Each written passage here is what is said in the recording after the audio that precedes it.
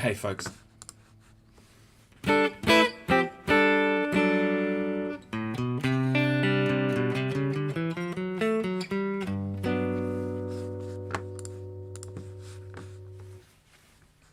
How's everyone doing?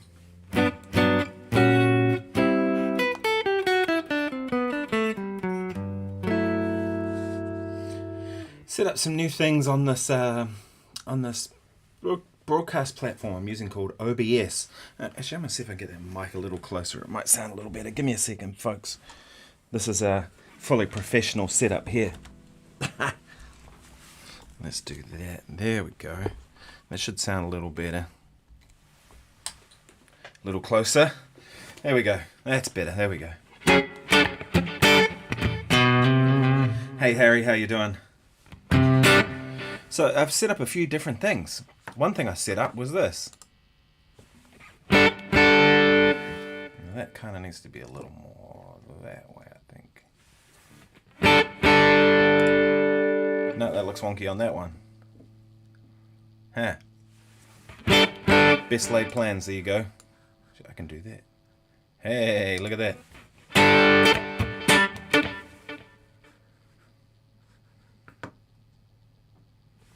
Check and see if that looks alright.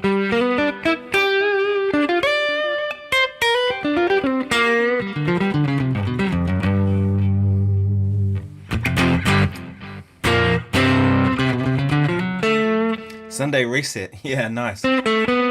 What, from Bear, America and Australia?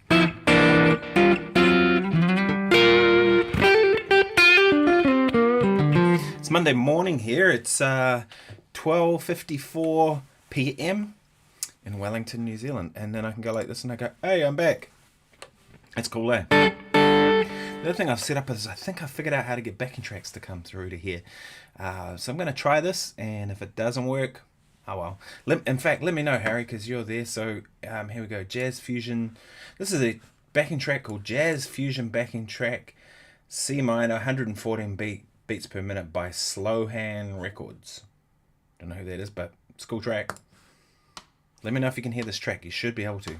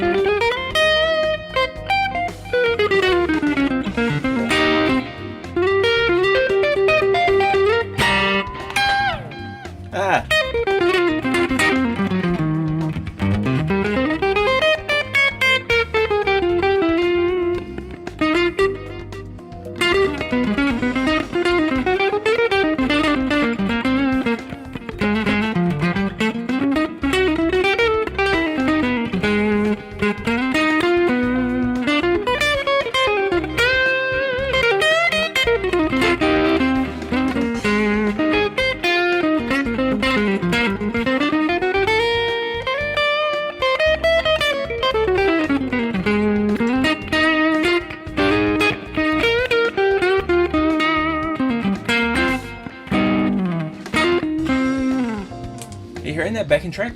I assume you are. Backing track needs more gain. Okay.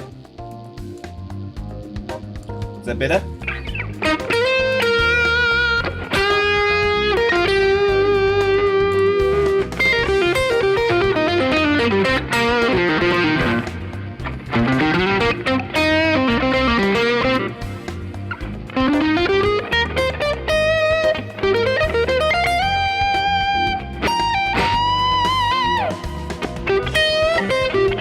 Is that better?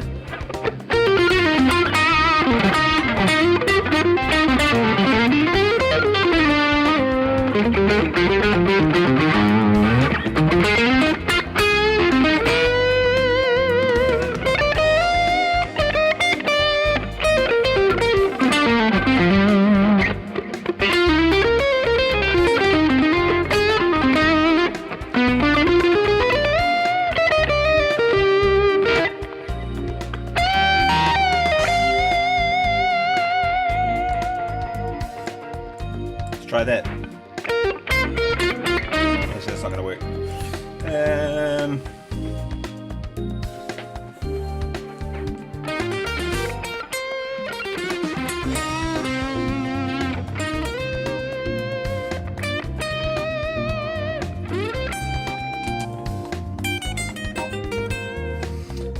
No, that's not working either. The thing is, I'm hearing a balance of the two of them really well. Like what I'm hearing, but I guess yes, what you're saying, Harry, is that the backing track. I mean, looking at my metering, I'm actually seeing like the backing track is coming in at -15. How do I get more gain out of that? I don't know that I can. I could turn the guitar down, that's probably the easiest thing, but then that's kind of messing up what I'm hearing. Maybe the best laid plan isn't working.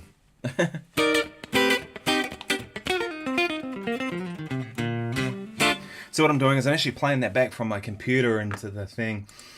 Yeah, so and of course what I'm hearing is probably different from what you're hearing. And no way of kind of balancing that, I don't think. In fact, where does it come back? No. Oh, that's annoying.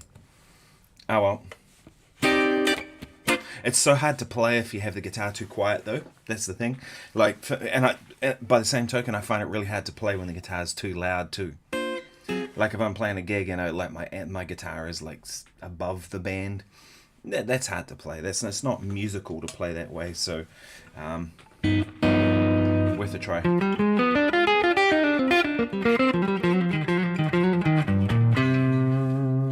If there is a way to do this. I wonder if there's any settings or anything.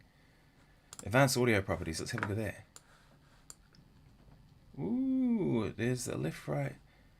Actually, I could probably give that a couple dB there. Let's try this. Properties. No, I want that one.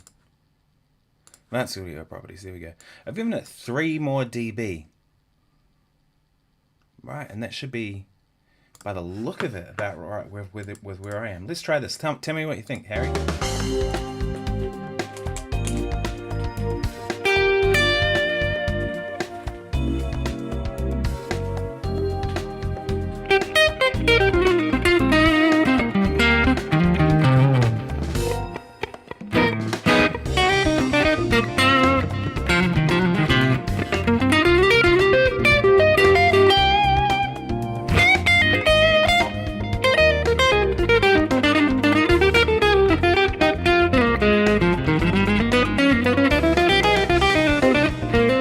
Bit of balanced.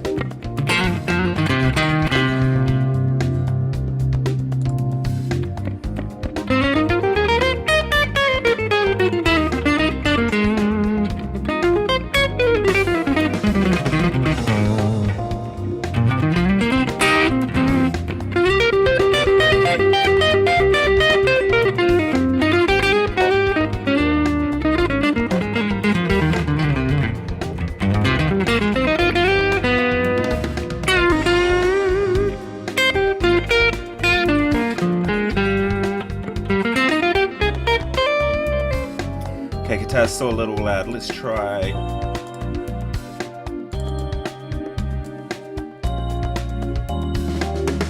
Is this better?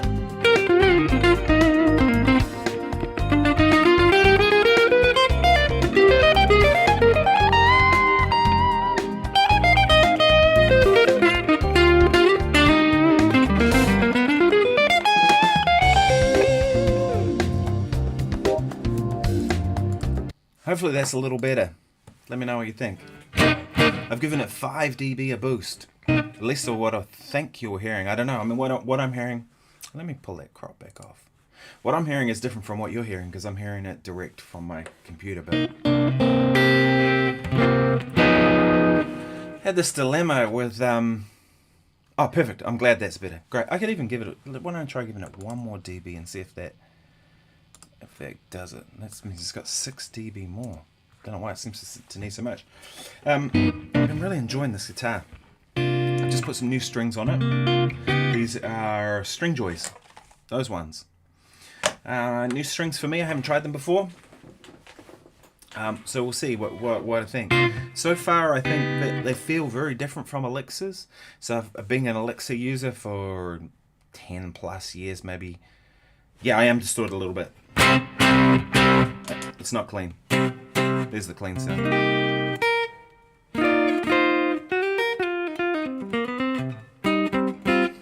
That's back to clean now. And yeah, so they're a little different. They don't feel like coated strings, but they are coated somehow. And I was talking to the guy in the music shop, and he was telling me that they, when it comes to the coating, they do it a different kind of way than what elixirs do. Elixirs apparently make the string and then they coat the whole lot. And he was saying actually Diodario make the strings for elixirs. I didn't know that. I don't know if that's true or not. But Stringjoy do it a different way. They use a normal core and then they wrap the wire. The wire that's wrapped around the string is the bit that's got the coating on it. So they do that before they wrap it. Which I would have thought it might have got damaged in the process of wrapping it, but apparently it doesn't. So that's why they kind of feel a bit more like regular strings. I'm not sure I like them as much. Initially I thought, man, these sound a lot louder. Like the first thing I noticed was they just had a lot more kind of notes, kind of doing that a little more, kind of more bounce and pop about the note. But what I'm noticing, especially on the bottom string, it's sounding a little bit rubbery, like an old string, even though it's not an old string. And it doesn't look rusted, it doesn't look like it's... Hey Marco.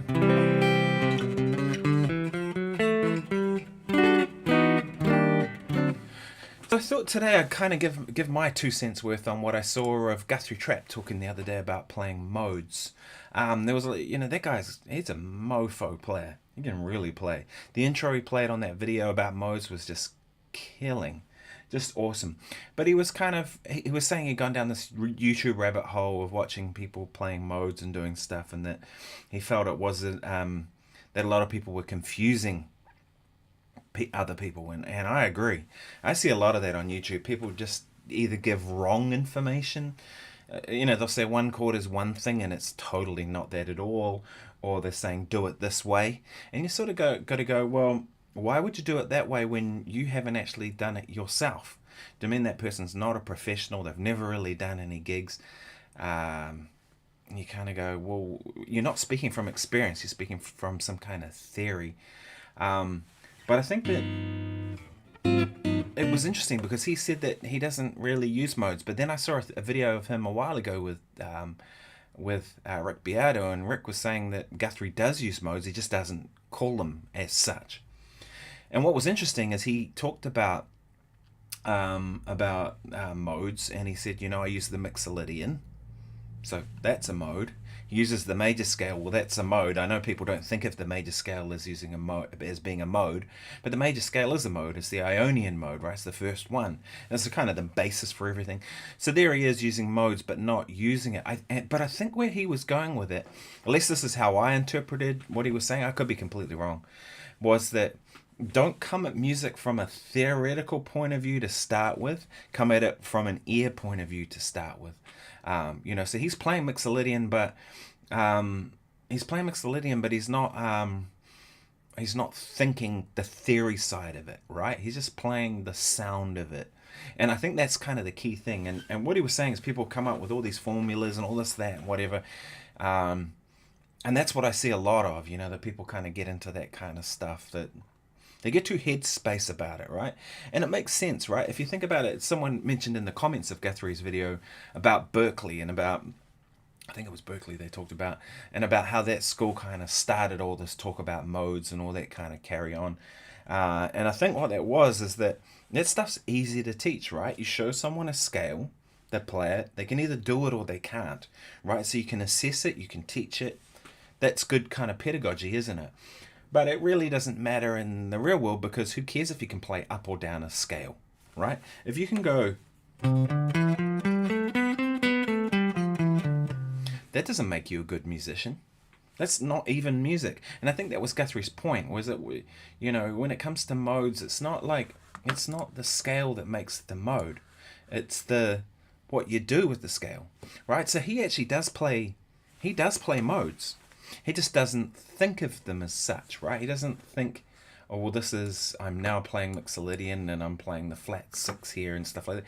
He's playing it off how it sounds. So I think that's kind of one of the things. So I use modes. I mean, but the thing is too, the other thing with it is you don't have to use all the modes, right? If you use major scale on major chords and then Mixolydian on the dominant scales, I think that's great, right? There's 2 modes you're using. If that's all you need to make the music you need, great, do that, right?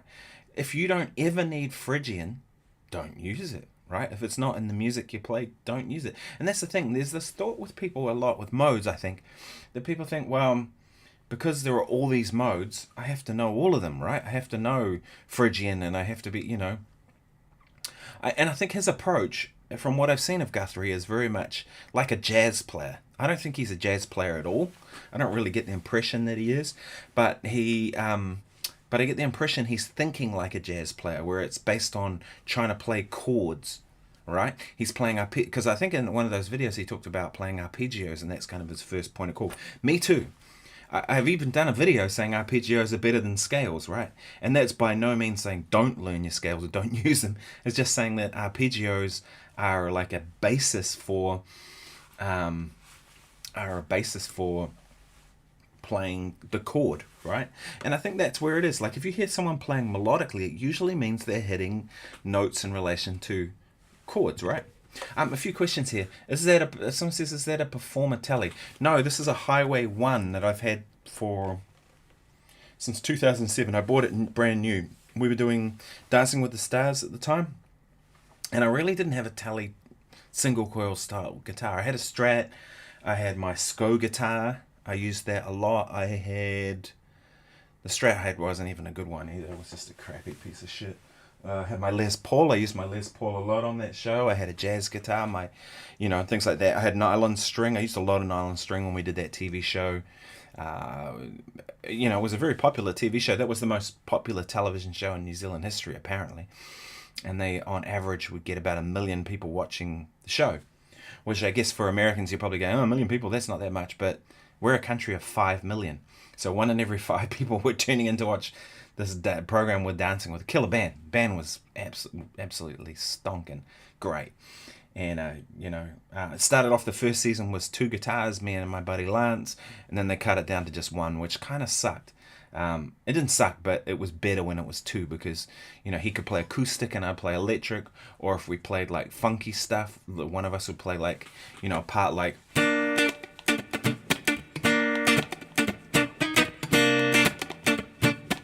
And the other one would do something like... And if you listen to things like those Michael Jackson stuff, it's like... It's layered guitars, right? So you can, with one guitar, it's not as funky. You get 2 and you kind of lock in together. It's awesome. So it was great when we had 2, but then the next 4 seasons we did it, because I only did 5 seasons in New Zealand, at least when we did it. So 5 seasons, I did all 5 and he did the first 1, which was kind of, yeah. But yeah, so that's when I bought this, which is a Highway 1 Tele. That's the original pickup, or I took it out and swapped it out with a couple of other things. I don't particularly like it. I'd like to find something else that fits there better. But it is a Seymour Duncan something, Alnico type pickup. And that one there I actually swapped for a Damasio Area T, which is actually a quiet single coil. So you see if I'm in the neck position? I'll put some gain on. So that's neck pickup, high gain. See how much hum you get with the bridge. So yeah, it works in that sense. And most of the time on a Tele, actually, to be honest, I live on the neck pickup or the middle. So yeah, that's this guitar. I did carve that little bit there because it got a chip in it and it was kind of sharp. So I just kind of smoothed it over. And then once I realized that, I was like, actually, that feels so much better to just have it just kind of a little bit more. I'd actually like to take even more off and just, kind of make it a bit more comfortable. And I took a little bit off there. Yeah. He says Guthrie plays good drunk and sober. Yeah, maybe, I don't know. I like the fact that he's kind of decided that he's not going to drink for a while, and I don't know if he's going to stick to that or whatever he's going to do, but good on him. You know what I mean? Some people kind of let alcohol destroy their lives and control their lives, and other people balance it out well. And I like to have a drink on occasion. I don't like to get drunk. Don't really do that. But I drink probably way more regularly than I should, because it's the life of a musician. But I don't drink heavily. Marcus says, love my tellies. Whoops, I can just do this here. What am I doing? Marcus says, love my tellies. Have a US standard from 2000. Nice. A US deluxe model equivalent to the Ultra. Nice. And a parts caster with pure vintage 52s. Man, that sounds like it's some great guitars. Steve0771 says, some famous guitarists aren't good teachers. That they some things that are confusing. Totally. I've found that as well. Like, there is that old adage that if you can't make a living playing, you make a living teaching. Well, I think that's bullshit, because there are some players who can do both, right? And I've definitely done both. Hopefully I've been good at it, and a lot of the feedback I get from people is that I'm a good teacher. Obviously, I've made my living playing. And I think the key to being a good teacher is, one, you've got to put the student first, right? If it's all about you and just making some extra money or whatever, then that's shitty teaching, isn't it? And that's no good on anyone. You've got to put the student first and their needs, and you got to try and see it through their eyes, right? How did you learn that? Because a lot of times some players become really good players and they don't remember how they... I'm just going to take this jacket off, I'll get too hot. Good players, and they don't remember how they got there. Right, and I think that's kind of an interesting thing. If you don't remember how you got there, how can you show someone else? Maybe Steve-O says maybe he thinks of it as an interval. Marco says still sucks though. Not sure what that means. Maybe he thinks of it as an interval. I think he probably does hear intervals, even though he's not necessarily thinking of it as intervals. At least I get that impression. But man, Guthrie, what a player! Holy heck, I love his playing. I think he knows who he is with that Telecaster and the Fender amp, and kind of its country thing. But I hear some Latin rhythm stuff in his playing, and the thing I love about his playing is he's just got great groove, and that just kind of gets me. Marco says, was that a hint of giant steps? Probably. I kind of throw in some of those changes.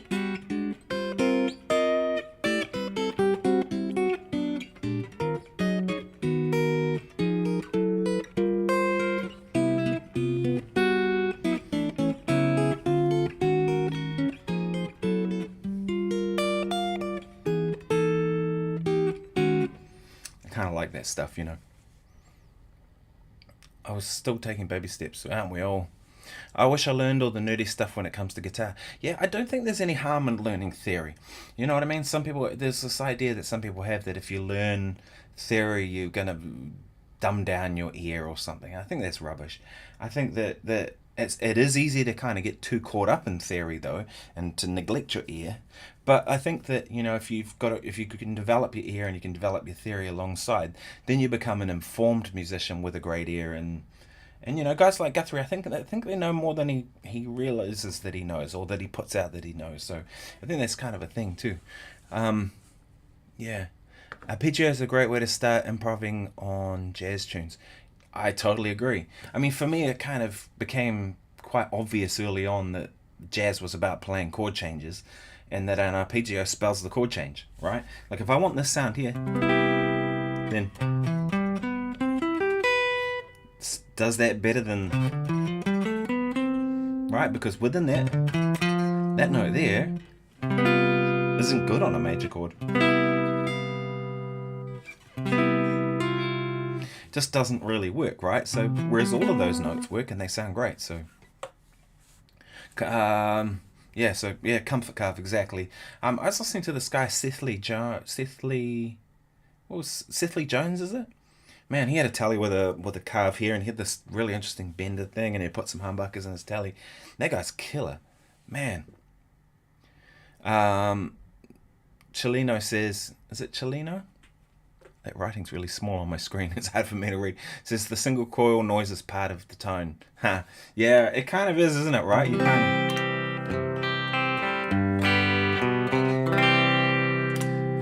The thing is, too, what I've found is that noiseless pickups don't tend to sound as good, generally. So I may even swap that out for a real telly pickup. I don't know. But they don't tend to sound as good. But this one does. And I think that maybe it's because there's an expectation of a telly pickup to be a bit dark in the neck anyway. That if you lose a bit of top with the noise cancelling thing, it's fine. But also too with a Tele, you can, like, this pickup's pretty bright.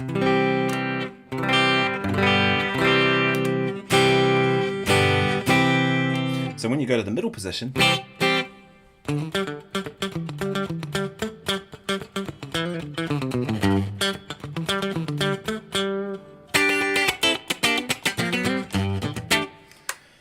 you know, it sort of gets that quacky thing if you want it.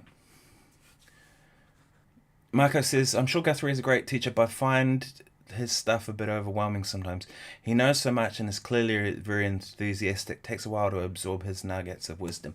Yeah, I think a player like him is not necessarily as useful for somebody who's a beginner player, because I think beginner players need systems and organization to materials, because it's very hard, you know, when you're starting out, to try and make sense of it all, right?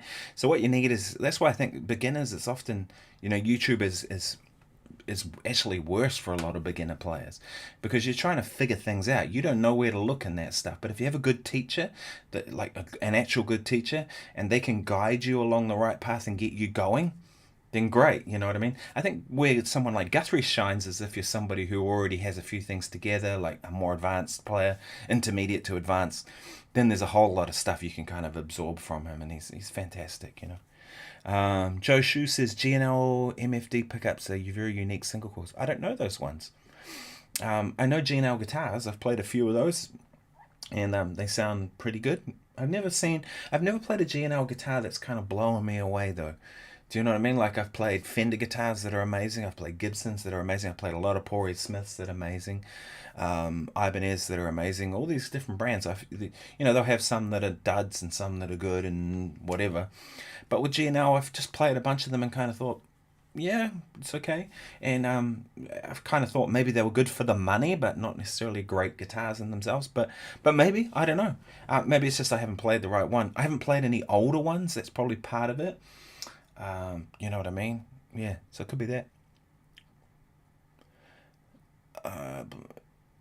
Despite all my... Marco says he was referring to his own playing. Despite all my nice tallies, I still suck. It's hard. Music is hard, right? It takes a lot of work to try and get good at this game. Yeah, I struggle with it too. Like, you know, it's... Marcus says, I'll probably hit you up for some lessons later in the year to help fix that. Sure, man, I do teaching. Like, if people, wherever you are in the world, if you want to hit me up for a lesson, just flick me a message on my website, which is nickgranville.com, and we can book it in and kind of go through what you want to learn, how you want to learn it. Yeah, I've had a lot of success doing that. I prefer in-house lessons with people here, because we can play together. But we can still get a lot of stuff done, you know, online, but we just can't play together. But, you know, that's kind of where backing tracks come in, and that can kind of help too. So, yeah, hit me up. That's cool. Chelino says, I've been on a Quinn Sullivan as of late. Any thoughts on him? I don't know Quinn Sullivan at all. I'll check him out.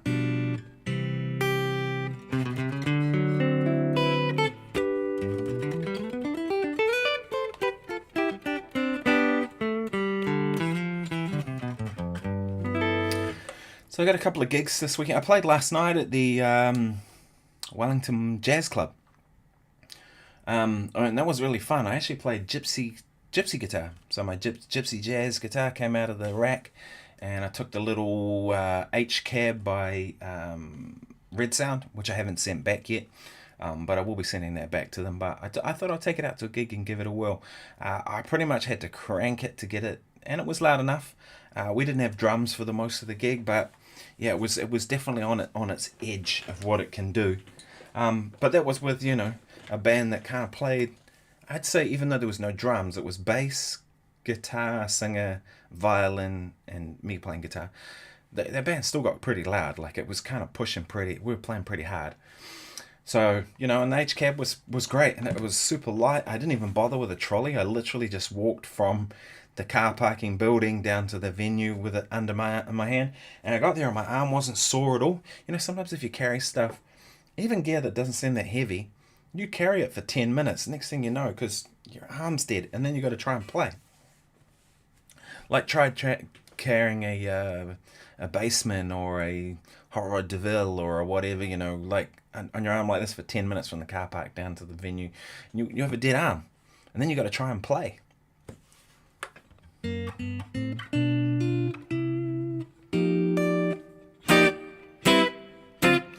So I've kind of, and then this weekend I'm playing at the Capital Blues Club in Wellington. So that's with my band, with Brannigan Carr singing, and we'll be playing, hit like on the video, people. If you haven't liked it already, please do. And if you haven't subscribed, please do.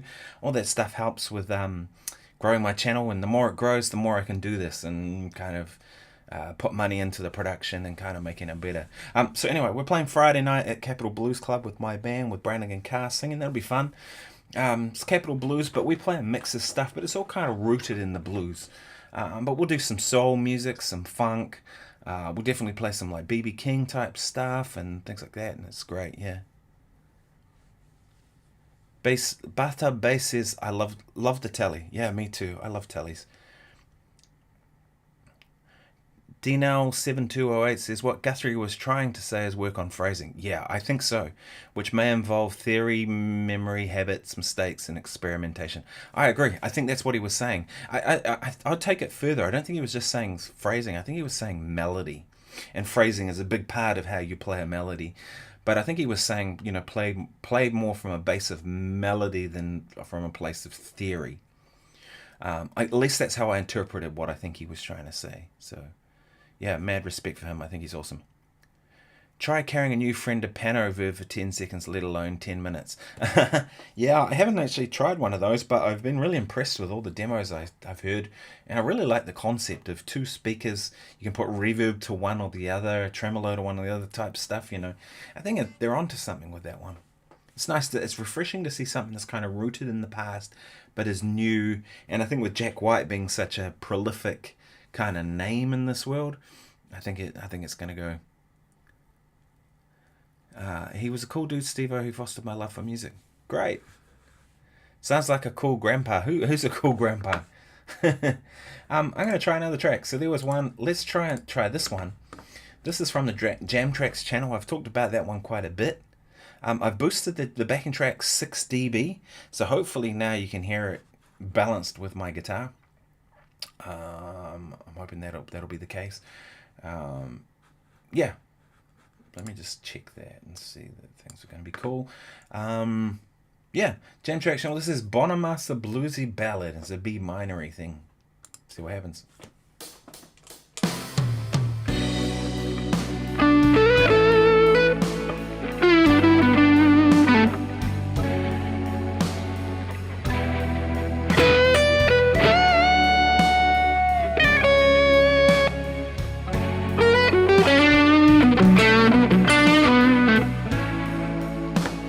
How's the balance?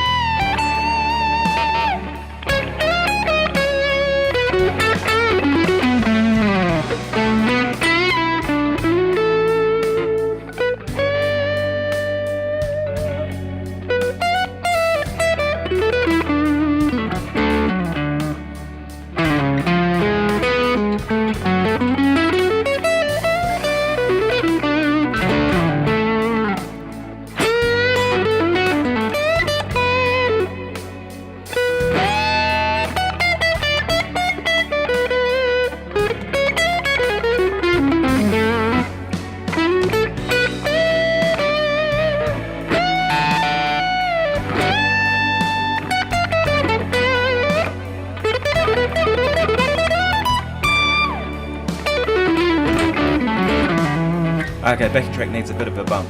Let's try that. I'm going to give it 2 more dB and see how that goes. It's 8 dB up now. Is that better?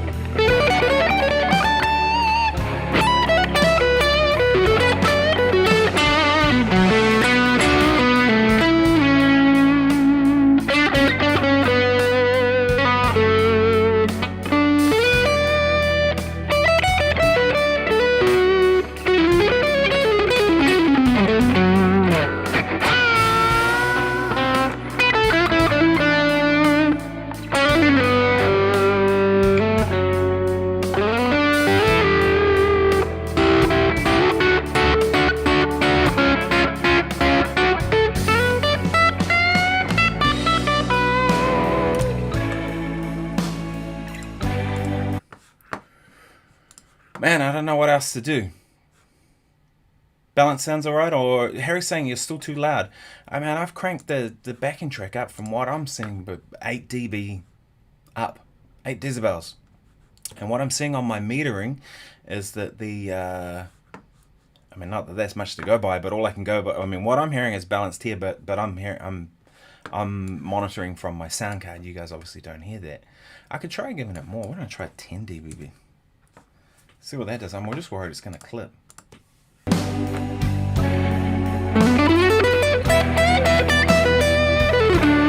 Is that better?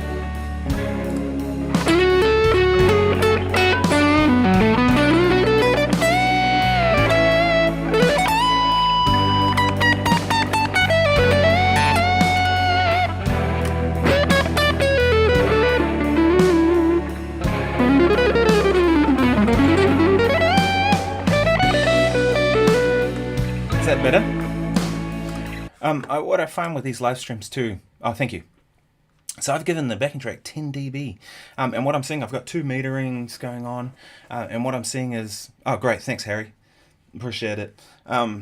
Yeah, so the only thing I can assume is what you guys are hearing is by the metering. So I tend to, what I do actually funny after these live streams is I go and watch them back, and I go upstairs to my living room and I put it on the TV on the big screen with the proper speakers and all that, and I kind of just I don't like watching myself playing. It's kind of awkward, but but I'll watch a little bit and I'll just kind of go through the tracks and just make sure everything's kind of working well. Yeah, so if you just join me, please like and subscribe. As I mentioned, that helps. And if you have any questions, let me know. Khalil, how you doing, man?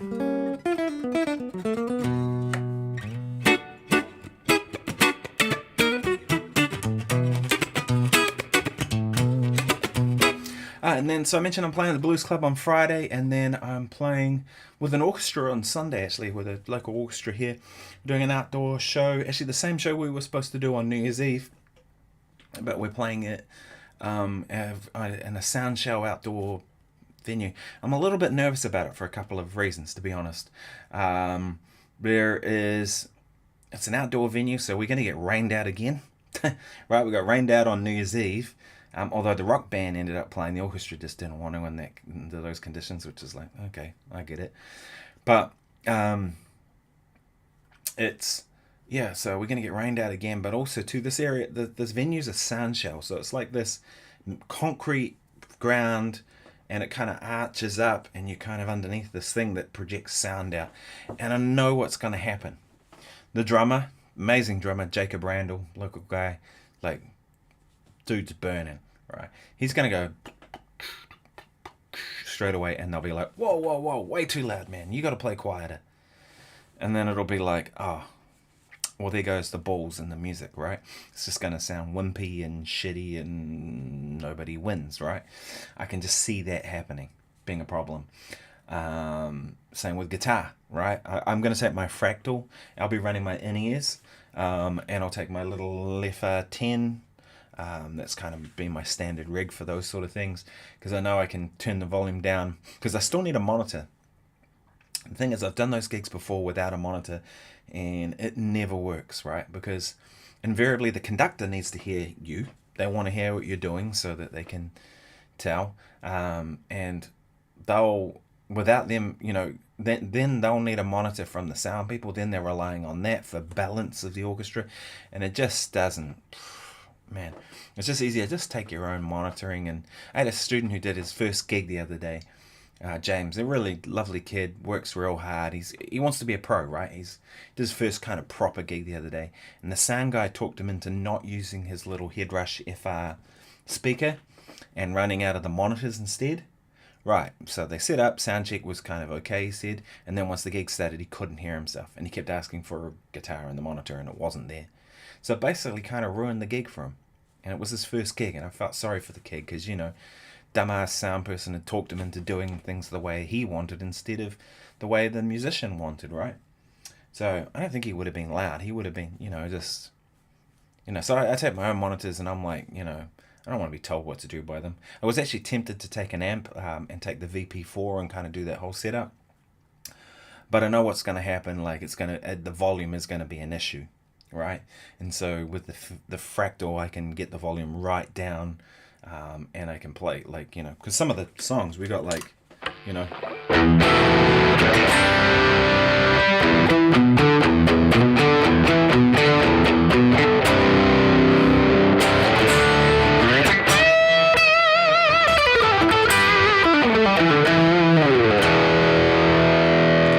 those kind of tones. Have you ever tried to do that through like a deluxe or a Bassman that's on barely on, only just on its volume screen? It just sounds like crap. So at that point, you might as well use a modeler, right?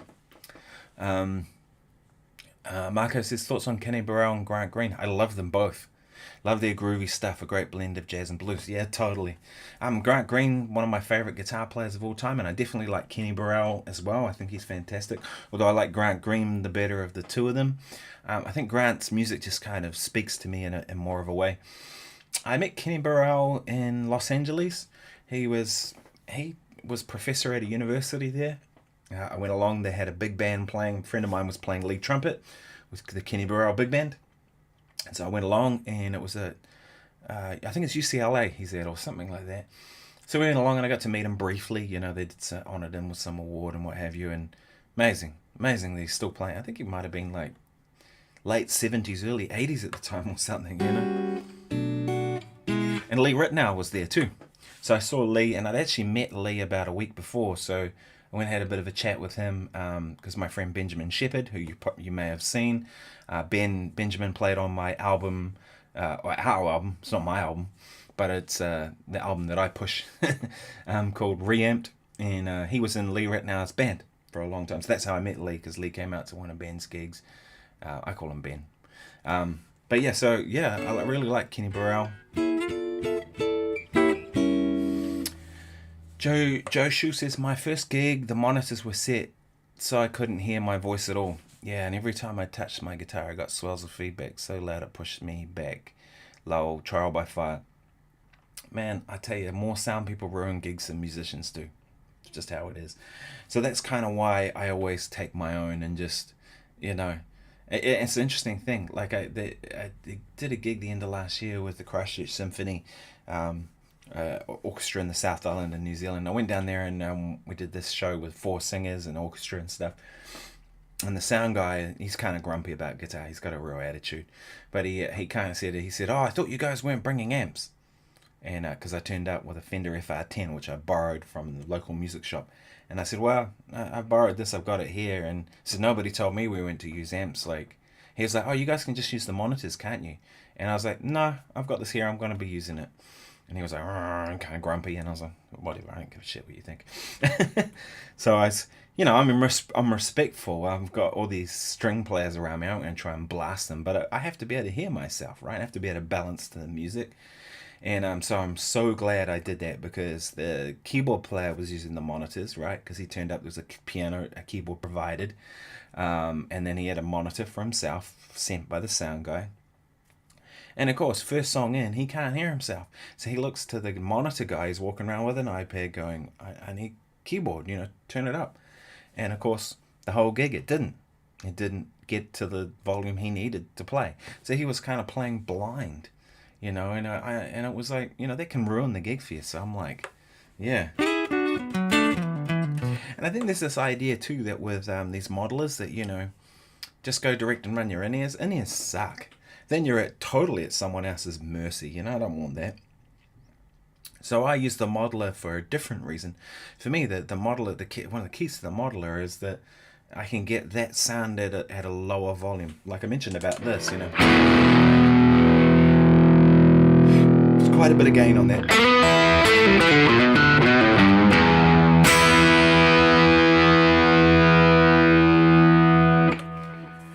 You know, it's quite a bit of gain for me.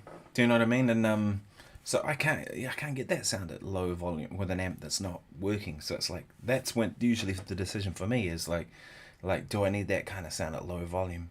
If it's a gig where I'm only really need clean sounds, like just clean, then great. You know what I mean? Then it doesn't really matter. You can use anything.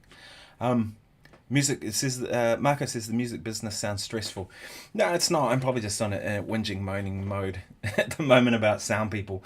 And maybe that's something that's kind of regular. I'm just saying this so you're all aware that Don't let the sound person kind of dictate what you do. You decide what you do and how you do it. Now, the most stressful part about the music industry is actually not what you would think. Doing what I do professionally, right? It's sure, there are lean times, and there are times when it's really good, where you've got lots of gigs and they're good paid gigs and you're doing well. That's not really the problem. People think musicians don't make money, and that's total bullshit. There are musicians who make money. Speaking of Guthrie Trapp, just earlier, I had a look on his website or something, and it was linked underneath one of his YouTube videos, and he's selling T-shirts and stuff like that. But it said private lesson with Guthrie Trapp, $200 US. And I was like, man, that's good money. If he did 2 of those in a week, that's probably his rent covered for that week. I don't know how expensive it is in Nashville, but do you know what I mean? It's sort of, so there are people making money at it, no doubt. I mean, George Benson has probably mansions, you know what I mean? And then all degrees of that, people are not making money, people are making money, and kind of everything between. But that's not the hard part about the business, and the hard part about it is not the playing either. Generally, it's one is dealing with people, because you do get people who are kind of difficult and just grumpy and jaded and all those kind of things. But it's more so like actually getting people to do the things they say they're going to do. That's the hardest thing about being a musician, without a doubt. For example, if you do a gig, and then it's like, right, you send your invoice off and you're waiting and you're going, where's the payment? It'll come through eventually, or sometimes not, and that's really shitty when that happens. But you kind of get that's kind of the thing.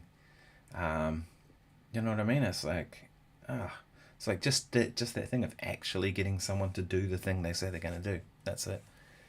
Yeah, and Guthrie should. Marco says, yeah, Guthrie makes big bucks. Yeah, and so he should. He's a great player with a lot of experience.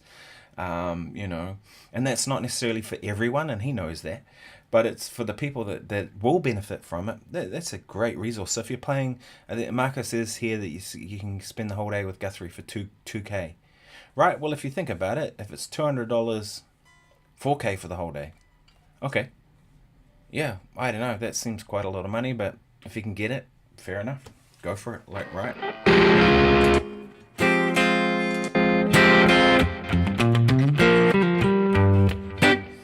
So that sound there is just the same sound, but I've just cranked the gain on the virtual amp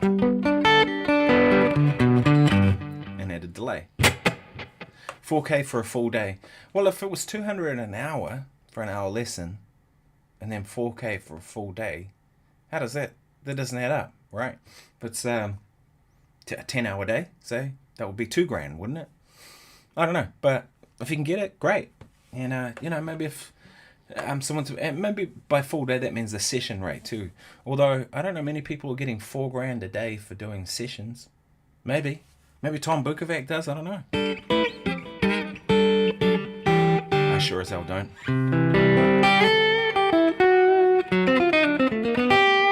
Then again, I don't tend to book sessions doing full days. It's very, very rare nowadays. Usually it's a 2-hour session and a couple of hours, and I can get a lot done in a couple of hours. And then if it's in my studio, it's usually, to be honest, it's not really an hourly rate for music. Doesn't work a lot of the time, right? Usually to me, it's like for the job. Just like a builder, you'd book a builder and you'd say, right, I want you to build a fence along the edge of my house, my property. And the builder would go, okay, well, they're not going to go, that's going to be $50 an hour, or $100 an hour, probably more likely for a builder here. This is going to be $100 an hour, and I can't tell you what it's going to be because I won't know till I get to the end. Right? So it's sort of, no, they're going to say the fence will cost you $5,000, and that's what it is, right? It's like a per project rate. So that's how I work. Marco says 10 a.m. to 10 p.m. For me, I normally do hour lessons, but I don't watch the clock. I'm not one of those people who kind of goes, right, we're now on the hour and the lesson's over. Sometimes I do that if that's what the student needs, like if they've got somewhere else to be or whatever, then that's cool. But usually for me, it's just I kind of work on like till we've got done what needs to be done. That kind of works.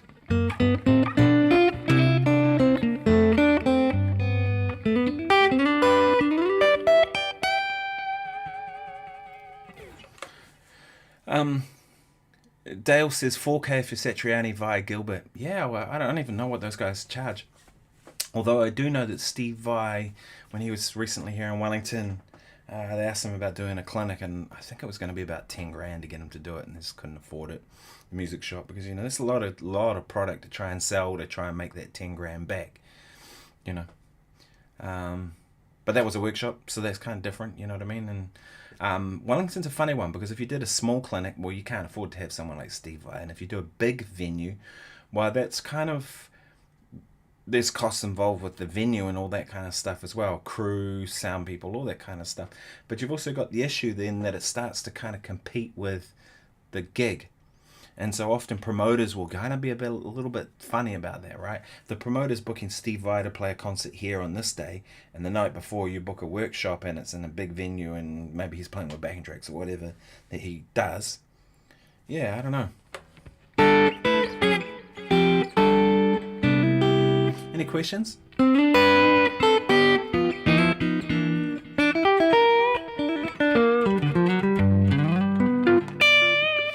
Here's another track that I was kind of checking out earlier too. Hopefully, so I've cranked the backing track up, the track's up to 10 dB. Hopefully the balance is better. So this is by Sebastian Zanino. I like his tracks. I think his stuff is good. I've played over his stuff before. I don't know this track. I don't normally I don't practice any of these tracks, right? When I do these, I put the track on and I play. I don't even know what it says it's in B minor, so I know that much. And to be honest, that's really all I need most of the time. So let's have a crack at this.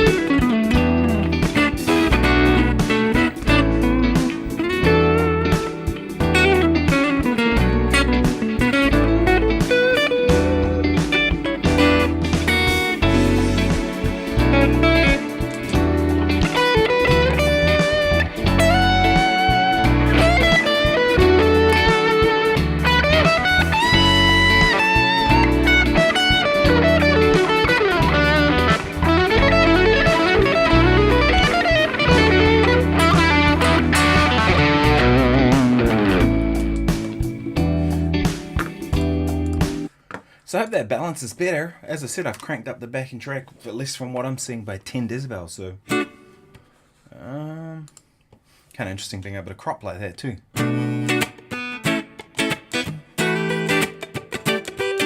So that backing track was just like B minor, A, E minor, right?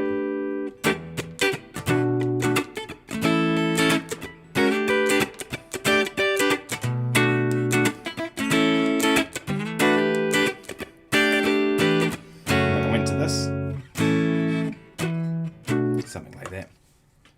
Oh, thanks, Joe. I'm glad that's coming through well. Oh, nice going to see Krungbin. I think that's how you say their band. The thing I like about that band the most is bass player Laura Lee. I think she's great, man. What a groove and a sound and a real presence on stage. You know, it's almost, she looks like a fashion model or something with the outfits she wears and the whole Like, it really makes a point of presenting herself in a really cool way. I dig that band too. I think they're great. I think Mark's a good guitar player, although, like I said, it's like, to me, she's kind of the key element to it. And a lot of that music too is kind of bass. It feels like it's driven from the bass. The drummer plays super light and just plays funky kind of beats and holds it together. And then it's like the bass line to me is the strongest melodic part of that band. I really like them.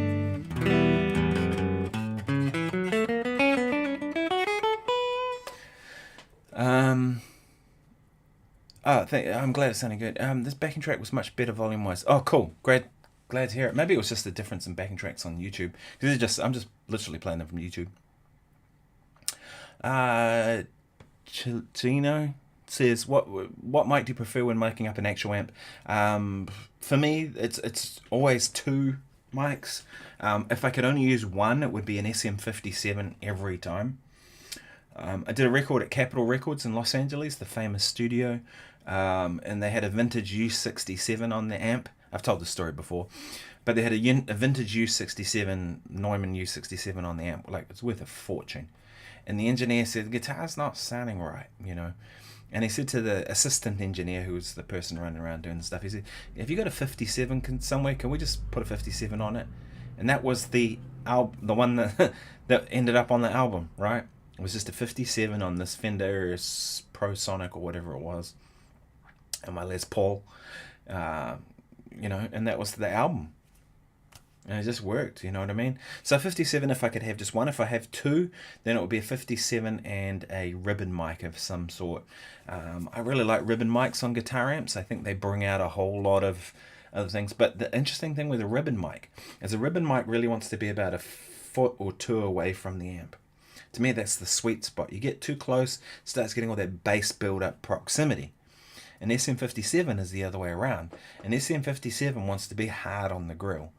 And that's like, if you look at the frequencies of an SM57, it's basically mid-range, isn't it? Doesn't have a huge amount of like top, it kind of rolls off.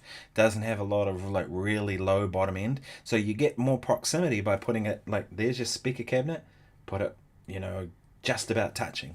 And that kind of brings back the bottom end that's missing from the proximity. So if you use a 57 and a ribbon mic, there's no ideal for both of them. It's a compromise on both.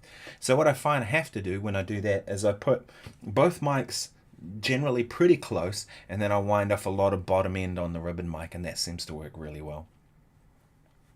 If I had my own way, I would put a mic like this. This is my AT4050. I've got a pair of them.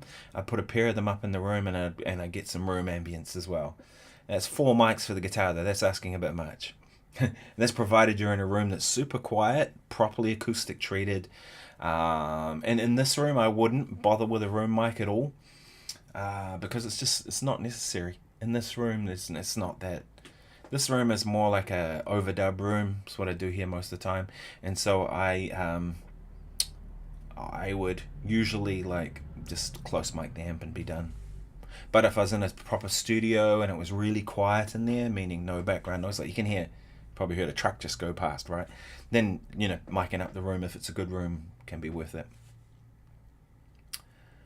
How much is an SM57 worth? Like, they're like $100 or something, $150 in New Zealand. I don't even know. I've had my one for like ever. They don't break. It's very hard. You can hammer in nails with those bloody things and they'll still go, right? They just work. Steve-O says, is amp blending any good? I think so. I really like using 2 amps, and the favorite combination I've ever heard of 2 amps together is a Bassman and a Deluxe, because Deluxe has a lot of that thick mid-rangey kind of thing. It's got a 12 small little cabinet. It's kind of aggressive sounding, because you can crank it, kind of get it going, if you lack of a better way of putting it. And then a Bassman has that sparkle because of the 10-inch speakers, but there's still 4 of them, so it's fat, but it's a bit more clean kind of headroom. It has this kind of different thing. So you put the 2 of them together and it's like the best of both worlds for me. Yeah, can't beat a 57.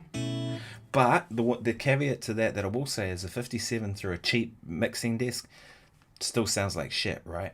The best recordings you've heard are all like a 57 through a Neve, right? Or an API, but usually a Neve.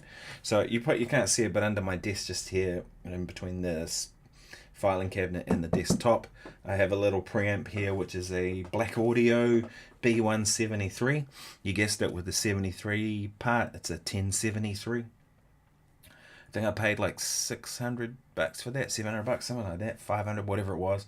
But it's a Neve 1073 clone, which for guitar is like the classic 1073. So find some kind of 1073 clone, or a proper one if you can afford it, and then run your 57 through. That's what I'm running through right now, and it really does have a sound that's warm and appealing with the right kind of harmonics and things in it. So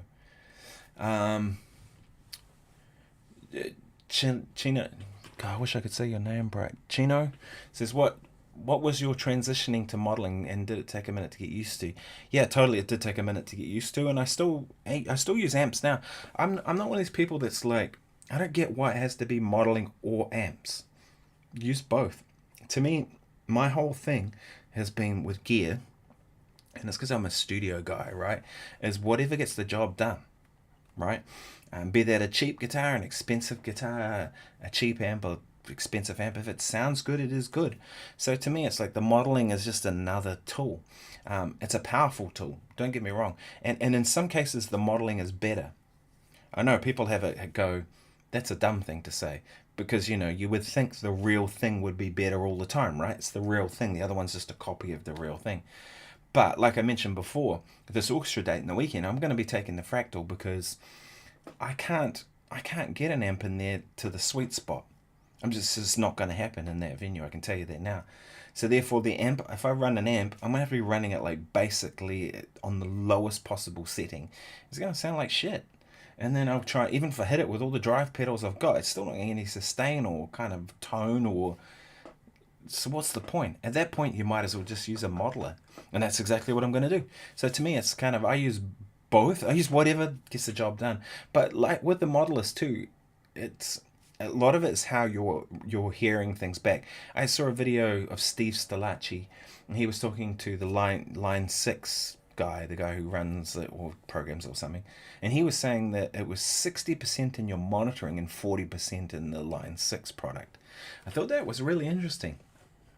60% is your monitoring, because if you're not hearing it back in a way that's appealing to you, doesn't matter what modeler you use. So it's like, a good set of in-ears, a good FR, these things make a big difference. But to start with, it took a bit to get used to, because I think the big difference with modeling is that you're dealing with a sound that's an end product more than an amp in a room, right? So you're dealing with an amp that's got a microphone on it that's running through a microphone pre that's ready to be recorded. Whereas I think a lot of times when we play through an amp, it's just the amp. We're not hearing it back as per a microphone and a thing. And when we do, then often that's when we hear it back through in-ears, we don't like that sound often, right? So it takes a lot to get used to. There are things you can do, to kind of make it more appealing. I find I generally like more reverb when I have modeling than I would probably on a real amp, because there's no kind of room presence from it. It's an emulation, whereas the amp is kind of resonating in the room. Hope that helps. Oh, Bassman, which speaker do you mic? I know you have a favorite, lol. Yeah, I like, mine's a Victoria Bassman, which is made in Chicago by a guy that makes them exactly like the originals. I think he even has, like the 1959 Bassman, I think he even has the original machine that wound the transformers on the Fenders back in the day. It's amazing. And so, yeah, it was expensive. Really expensive. But I think it's worth it, you know what I mean? No, I don't have a speaker, a favorite speaker. I think the one thing to watch when you're miking speakers, if you've got 4 of them, you've got 2 at the top and 2 at the bottom. One of the top ones will be closer to the transformer. And when you're closer to the transformer, you're probably going to have more noise, right? So I usually go look at which one's got the transformer, or grab one of the other ones. Yeah. But the key to a good sounding amp sound is to be in a good room, right? Crappy room with a whole lot of bass build up and nasty kind of mid frequencies is just not going to sound good.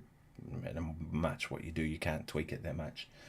Although in that case, if I had a VP4, which I probably would, I would run to that EQ thing. If you saw that video I put out the other day about the hidden features of the VP4, there's on the output there's an EQ that's not one of the blocks. So I'd go to that EQ and then I kind of try and shape it to the room. All right. I have to go in a minute, folks. I usually try to keep these to about an hour. But I'm super stoked that I can get the backing tracks going now, because it's nice to play with those, and hopefully I've got the levels right. So thank you so much for your feedback on that. Please like the video, that stuff helps. Man, YouTube was doing some weird things in the weekend. Some strange stuff. I put out a video and it kind of tanked, and then I put it out again and it did better. Like I deleted it and then re-uploaded it. It did better. And then I put out a couple of shorts. I don't know if you saw the one where I was playing gypsy stuff, and then I put out one that was kind of on a pentatonic thing. The pentatonic thing is the kind of stuff that would usually do quite well. People want to know about that stuff, right? And usually what happens with shorts is that it'll go along, it'll be picking up some intensity, and then at about the 6 hour mark it takes off, right? I don't know why the algorithm decides 6 hours is the point it wants to do it, but it does. And so, but that video didn't. It kind of just went along, and I was like, holy heck, what's going on? So I changed the title a couple of times, and it didn't really matter. But then it's, for some reason, at the 15 hour mark it took off, and it kind of didn't take off as much as it probably would have normally. But it was kind of weird. And then I look back at the gypsy video, and it kind of done the same thing. And that's kind of, it's almost like they've done some tweaking on the algorithm stuff, and I don't know, YouTube's kind of weird.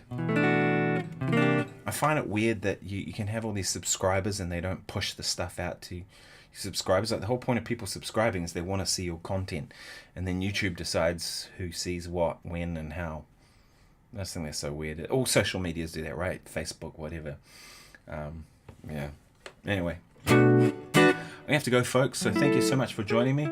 I will try and get some video from this weekend, the Blues Club gig and the orchestra gig. I didn't film any stuff on the gig last night. I kind of thought about it, and then I was like, I wasn't sure what to expect or how it was even going to work or how I was going to play, because I was playing my gypsy guitar, playing acoustic stuff, and I thought, man, if it sucks, I don't want it out in the world.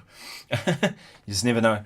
But I'll try and get some stuff from this weekend, because the blues band will be killing, and that band's amazing. I'll come to that in a second, Sean. And then the orchestra thing will be awesome, because those guys are always great. So Sean Lovett says, Nick, have you done mixing major and minor scales? Yeah, I have. It's something I actually do quite a bit, right? If you take, like, say we're in the key of A, take major pentatonic, right? It's kind of your pretty blues sound.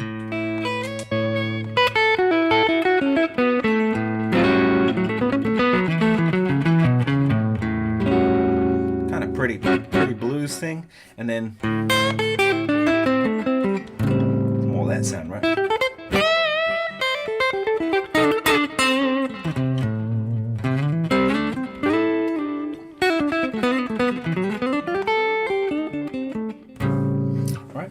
So it's like, to me, they're two different flavors, and they both work over the blues, so use them. Definitely mix major and minor quite a bit. Thanks for joining me, people, and I appreciate the kind words and everything. You guys are awesome. Yeah, so you guys are Auckland. Why I was thinking of Auckland. So I'll see you all soon. I'm thinking about doing a video on Mike Stern. I put a post up about that. I haven't really talked about Mike all that much on my channel, and yet he's been a big influence. I've studied his music for 20 years or so. And also I toured with Mike Stern, so I got to play with him every day for about 3 or 4 hours in the hotel room before we went to the gig. And then the gig was every night. It was like a 2-hour show. It was Mike Stern, Joey Defrancesco playing organ, and the singer Brenda Boykin. They were the 3 guest artists, and I was playing with a big band back in them. We did some small group stuff with those guys as well on the gigs, so it was a lot of fun, and getting to know Mike and playing his guitar and his gear, because a lot of times at soundcheck he would make me play his gear so that he could go and sit out the front, and he'd say to the sound guy, turn the treble down, don't do that, you know what I mean? Like, because with me playing it so he could hear it, so I got to play his guitar lots. And of course we played in the hotel room, so I kind of got some insights about his thing that I could tell you all about, I'm sure. I hope. So, yeah, so I was thinking that might actually be a fun video to do. What the hell's going on with this dumb thing? So yeah, if you're interested, let me know. Oh, have you seen the Lanny Stern gig on YouTube featuring Wayne Krantz? Yes, I have.